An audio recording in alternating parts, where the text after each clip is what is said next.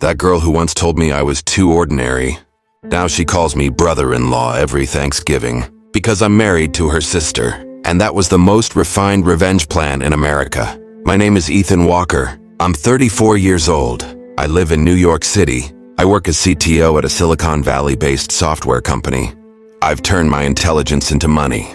But this story isn't about money, it's about pride. I've been married to Madison for 5 years. Madison is the older sister of my ex-girlfriend, Chloe. Yes, you heard that right. We're in a world where the girl I once chased now brings me coffee in the kitchen and calls me brother-in-law. But the marriage isn't what's important here. The real issue is how flawlessly this plan worked. It was 2014, on the west coast of America, in my final year at Stanford University. It was the beginning of the darkest period of my life, but I didn't know it then. For me, it was just the end of a semester. For him, it was the beginning of a game. I was Ethan Walker. I was a quiet, reserved type, buried in my computer, even avoiding eye contact. I wore glasses. I drank decaf coffee and handed in my assignments before everyone else. In other words, I was the typical invisible kid. But one person had pierced through all that invisibility. Chloe Adams. I first encountered her right in the middle of campus. She was walking with a bunch of grapes in her hand, AirPods in her ears and sunglasses on. It was as if the whole world revolved around her. At that moment, a single sentence echoed in my mind. This is it. This girl belongs in the rest of my life. The moment I saw her, I forgot all my plans. My goals, my future, my logic. Everything faded into the background. For weeks, I went to the library at the same time as her. I stood in line at the same cafeteria. Dozens of moments I pretended were coincidences. But every time I tried to approach Chloe, she always left me a step behind. We laughed, made eye contact, but then she always turned to someone else. I didn't give up. Because I didn't just want to go out with her. I wanted to understand her, love her, deserve her. Finally, one day I couldn't take it anymore and went up to her. My hands were ice cold. My voice was shaking. I want to buy you a coffee, Chloe, I said. I want you to get to know me, just for a few minutes. She smiled. But that smile, I don't think I'll ever forget that moment. You're sweet, Ethan. But I want someone more adventurous. I have a lot of energy. You're too calm. Calm. That word was etched into my brain.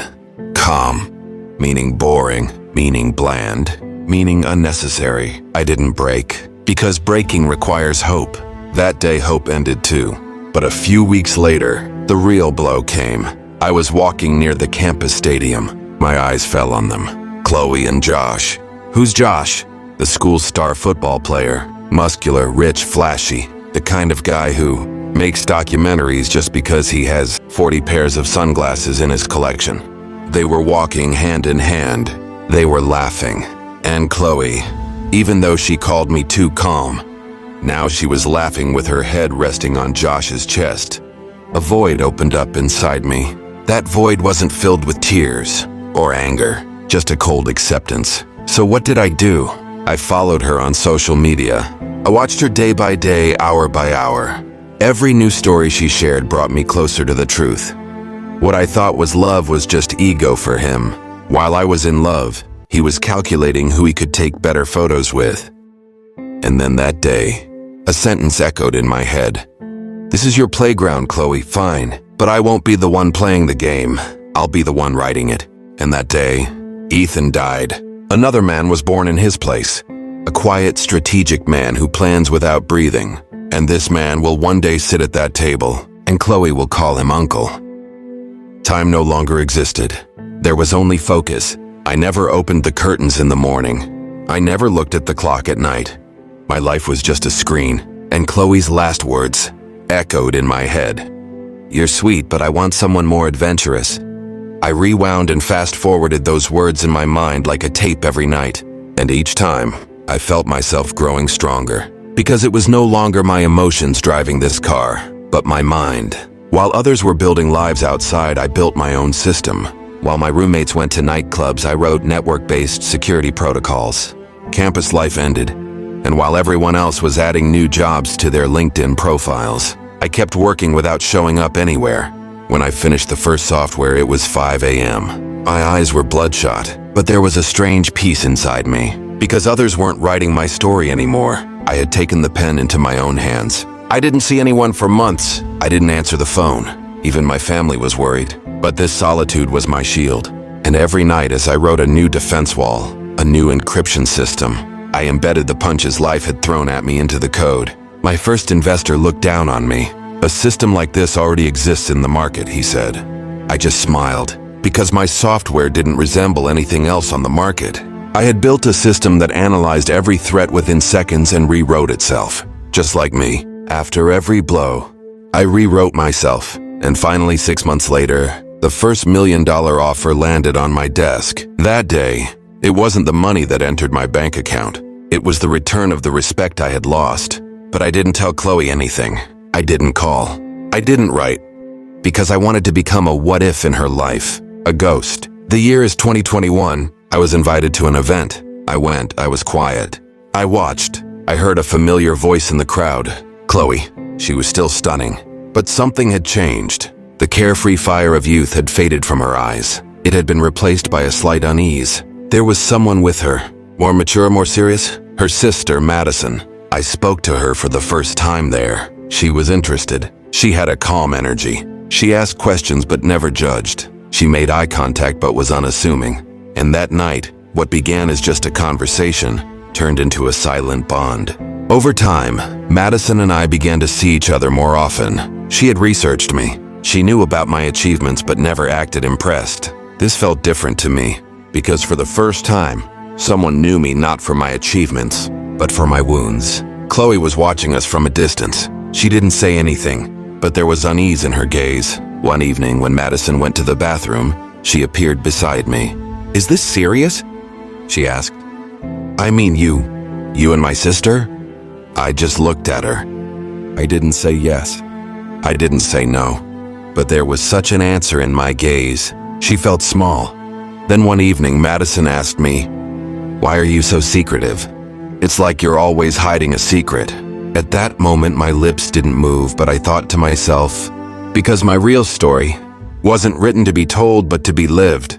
And that night, I decided to propose to Madison. I bought a ring, not a classic one. Simple, a single stone, but with a single word engraved on the inside. Again. She said yes. Her eyes filled with tears, but my eyes immediately darted to the corner. Because Chloe was there, she was silent. But everything was written on her face. I delivered the wedding invitation with my own hands. When Chloe opened the door, she paused for a moment. "Ethan," she said, her voice hoarse. "The wedding invitation," but I said, "I'm marrying your sister." Her eyes widened. That sentence exploded in her head like a bullet. Brother-in-law. That word was no longer a joke to her. It was her destiny. As I turned away, I looked at her one last time. She wasn't moving. He was only speaking with his eyes. And in those eyes was written, "I'd have lost." When the wedding day arrived, everything was quiet. But there was no storm inside me, because the battle was already over. I had won. But victory is not celebrated with shouts, but with eye contact. When I first stepped into the hall, everything seemed blurry. Madison's graceful walk, the murmurs of the guests, the flashes of the cameras. It was all like a scene from a movie. But there was one look that anchored me to reality. Chloe's gaze. She was in the front row. She was dressed. She was ready. But as she tried to smile, her eyes carried a bleeding regret. I turned to Madison. I held her hands. The marriage officiant spoke. We exchanged rings. "Ethan Walker, do you take Madison Adams to be your wife?" I took a deep breath. Without turning my head, but feeling her presence, I glanced at Chloe for a moment. Then I simply said, "With all my heart, yes." Madison smiled. The crowd applauded, but I was just looking for a pair of eyes in the room, and those eyes were looking at me.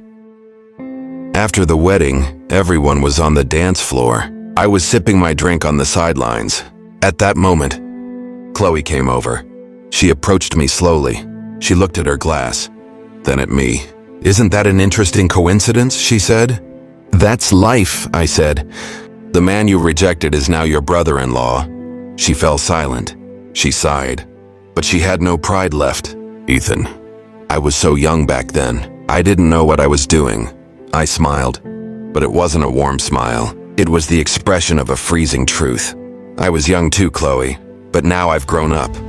And growing up sometimes means smiling at the past and keeping quiet. He didn't say anything, but his eyes filled with tears, because sometimes the truth hurts more than a slap. And that night, for the first time, Chloe didn't speak. She just looked, with the silence of someone who has lost something. A few months later, a family dinner. We're getting used to our new life. Madison is happy. I'm quietly watching my wife. And then, Chloe walks in. She doesn't talk much anymore.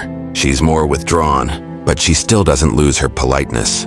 As we sit down at the dinner table, Madison turns to me and asks, "Brother-in-law, would you like some more water?" Silence. A slow smile spreads across my face, and Chloe's head slowly turns toward me. We look at each other. That word turns into a joke-like truth. Uncle.